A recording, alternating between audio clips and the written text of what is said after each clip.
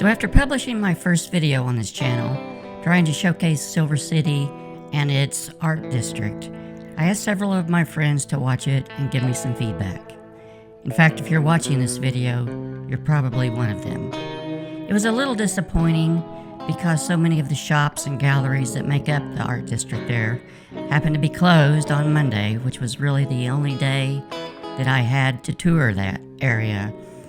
I know only a few of you are really interested in motorcycles or anything motorcycle related, motorcycle touring, such things, but thank you for your feedback.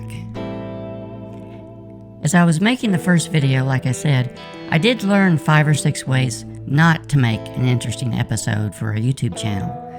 But fortunately, I found one method, one process, which with some more tweaking may actually turn out to be an okay process for me.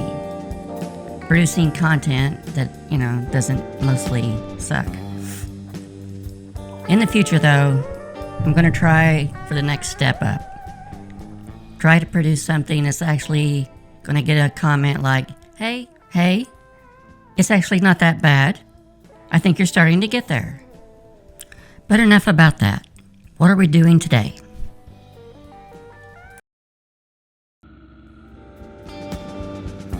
If you're looking for a half-day excursion in and around the Silver City area, probably number 1 on the list is the Gila Cliff Dwellings.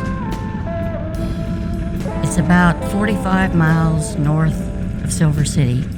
You take Highway 15 up through the community of Pinos Altos, which is where we're coming into now. And then follow it all the way up to the end of the highway, literally, where it basically, Highway 15 just dissolves into the mountains. About halfway up, as you can see on the map, there's a turnoff to the east for Lake Roberts. You can follow that down through Membres and eventually work your way back west to Silver City. But I don't think I'm going to have time for that today. Maybe I'll come back in the fall and allocate more time for a couple of detours in this area. This part of Highway 15 is in generally pretty good condition, but I've heard it's not so nice up ahead once we start gaining some elevation.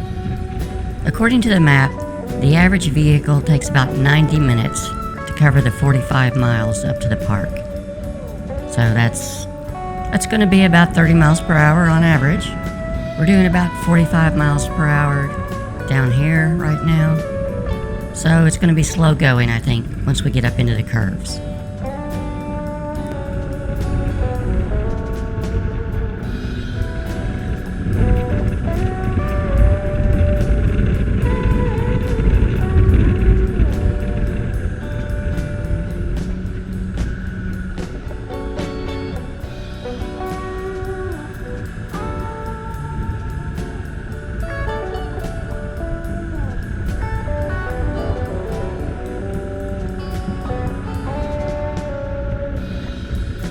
Maybe you could tell we've lost the center line on the highway now.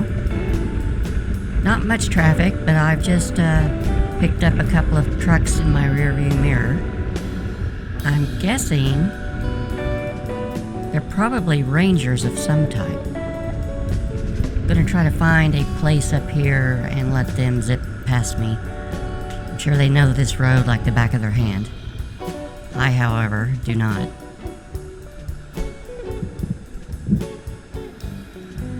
So I know by now you're asking, are we there yet? Are we there yet?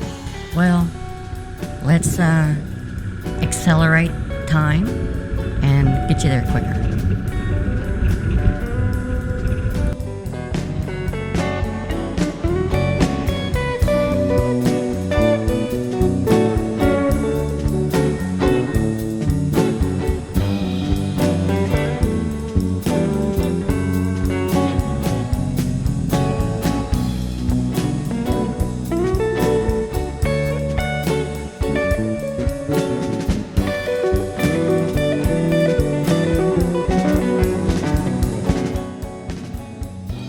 park area here has a small museum of sorts that describes the history of the early cliff dwellers, as well as the Apaches who came later.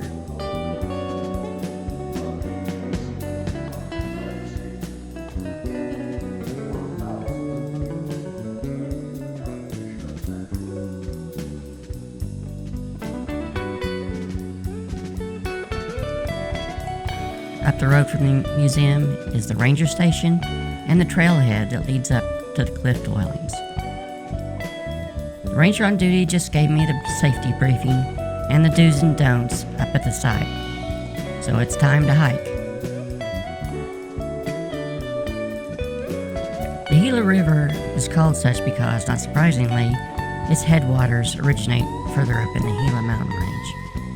When I came down to this area yesterday, I crossed the Continental Divide a couple of times, and already today too. The Gila River flows generally west, and I think if I can read a map, I'm going to be following it through a big chunk of Arizona tomorrow.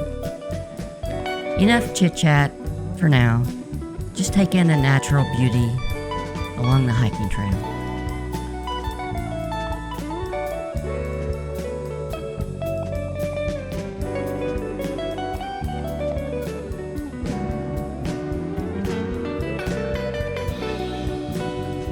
Well, we made it. It was a bit of a hike.